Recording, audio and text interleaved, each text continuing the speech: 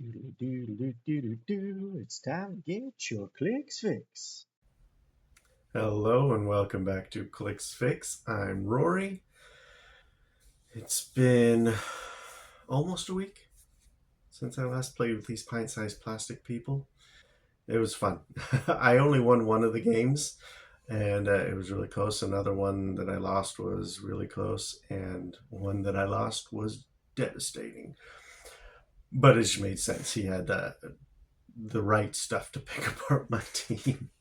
But that's why I love this game. Anyway, today wanted to do another one awesome Clix build. If you haven't seen one of these before, I take one figure, super rare or higher, something that's harder to get, and then fill it out with stuff that's easier and more friendly to friendly to your wallet if you don't already have it. Today we are going to be looking at the legacy card from Spider-Verse, Doctor Octopus. And the original from this is from way back in Web Spider-Man. I do have the figure, and I got the card in one of the bricks that I got. So I haven't played with this guy yet, but I want to. Could be a team like this that I take soon. So let's take a look at Doctor Octopus. Masters of Evil, Sinister Syndicate, Thunderbolts, and Scientist. We're going to just do a Sinister Syndicate team because they're fun. You could probably make a better Scientist team, which I would totally support doing, but Sinister Syndicate's fun. And there's a specific reason for this. If you haven't seen my team up shorts, that's coming into this team build right now. Anyway, first trait, only trait. Doctor Octopus starts the game with 4 tentacle tokens. Oh, it's the name of the trait. You fight me and the tentacles. 4 tentacle tokens at the beginning of the game. When Doctor Octopus would take damage, you may remove a tentacle token from him instead. So at the very least, you have to hit him 5 times. For 70 points, that's pretty good. 4 for each tentacle, and then at least 1 super big hit to clear the rest of his dial. Doctor Octopus positively modifies his attack and defense by the number of tentacle tokens he has, and positively modifies his damage by half that amount. So he starts with 4. You can't go up 4. There's still the rule of 3. So even if you get rid of one of the tentacles, like he can take a free hit and not get any no, depends on what your opponent does, but not really take any loss in these stat boosts from the tentacles. And the special attack he has for his first 3 clicks: You Obey Me Now, Precision Strike, Quake, Giant Reach 4. And then special damage on clicks 4 and 5. Genius level intellect, close combat expert, exploit weakness, and probability control. So I really like this guy. I'm really looking forward to using him.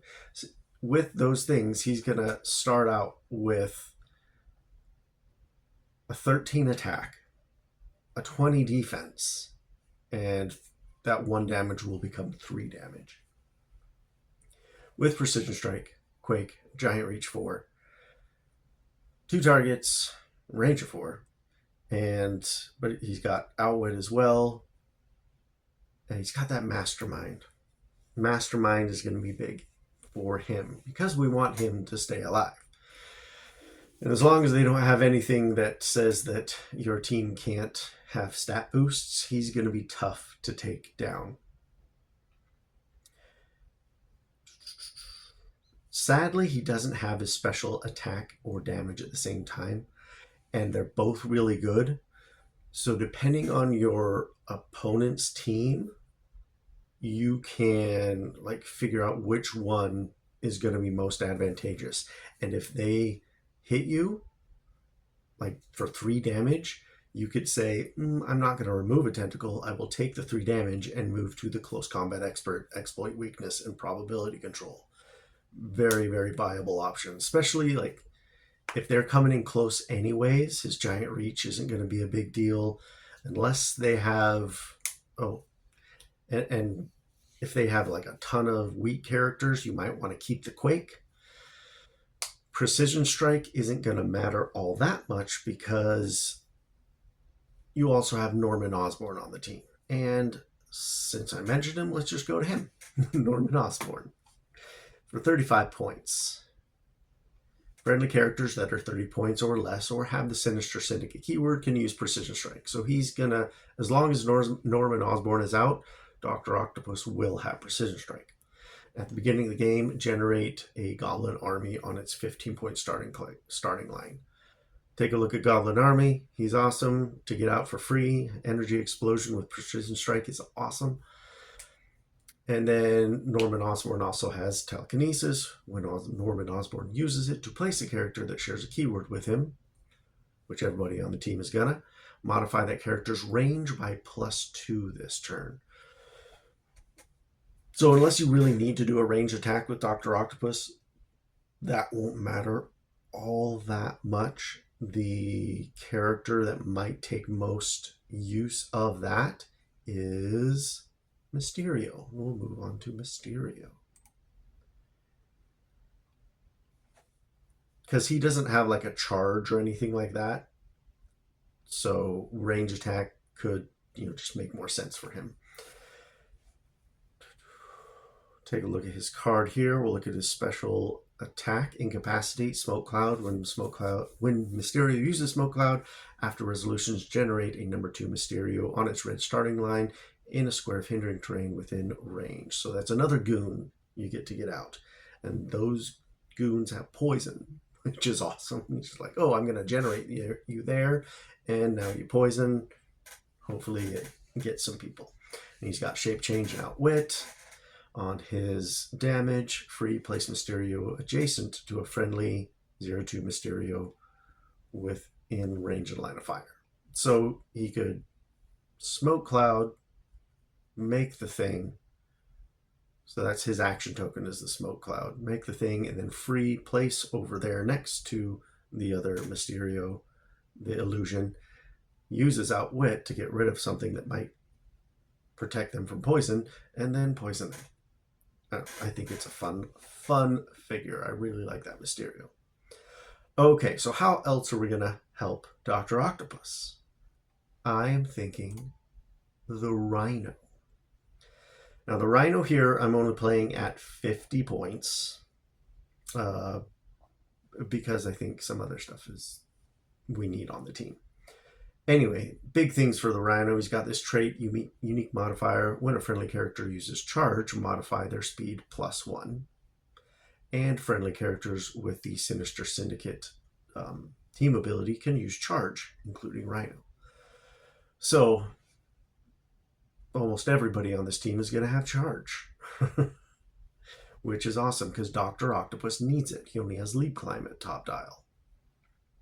So that lets him, you could, if you want to use Dr. Octopus, you TK him out 4 with Norman Osborn, then he can charge 5 because of the Rhino, and a giant reach 4. So that's 4, 8 plus 5, 13 squares. That's a pretty darn big reach with Dr. Octopus. Wish he had Flurry, but you can't have everything. And yeah, so the Rhino also has on his, because since it's only 50 points, only on his top click, he has super strength. And if Rhino destroyed 1 or more pieces of blocking terrain this turn, modify his damage +1. And he's got the sidestep there. So he can sidestep and charge out there, breaking blocking terrain. And get +1 damage. He's a solid piece. I really like this Rhino. Then another way to really help Dr. Octopus is Stunner. Stunner for just 25 points. Stunner is awesome. Just Sinister Syndicate and Brute keywords, but trait, auto your back, friendly characters whose name contains Octopus can use Mastermind. You can already use it top dial, but if you want to put them down below that, you can still use Mastermind, but only to choose Stunner regardless of adjacency. So you can just have her hang back and just be Mastermind fodder. Stunner modifies her attack +1 if a friendly character name contains Octopus. So you can get her in the fray, and she is a powerful little piece. And she's got a special defense as well. On her last click, stop. At the beginning of your turn, you may KO Stunner. If you do, heal another friendly character that has the Sinister Syndicate team ability 2 clicks. If that character is named Doctor Octopus, heal him 4 clicks instead. So if they get around the Mastermind, but then somehow Stunner goes down to her stop, then Doctor Octopus can heal up a bit, which is pretty sweet. Last character on the team is Dr. Kirk Connors for 30 points. Now he's there to he's there to heal up the rest of the team if need be. Like, if they can't get around the Mastermind from Dr. Octopus onto Stunner, you just leave Stunner in the back with Kurt, and as Stunner takes damage instead of Dr. Octopus, and then have Dr. Connors heal her, because he has Perplex Shape Change support. So if you want to get the Perplex in there, you can move him up in there, or, for the first Alpha strike attack. But yeah, he's got that support, which is awesome. You can, if you want to, use his trait when Dr. Kirk Connors rolls a single d6 and the result is a 6.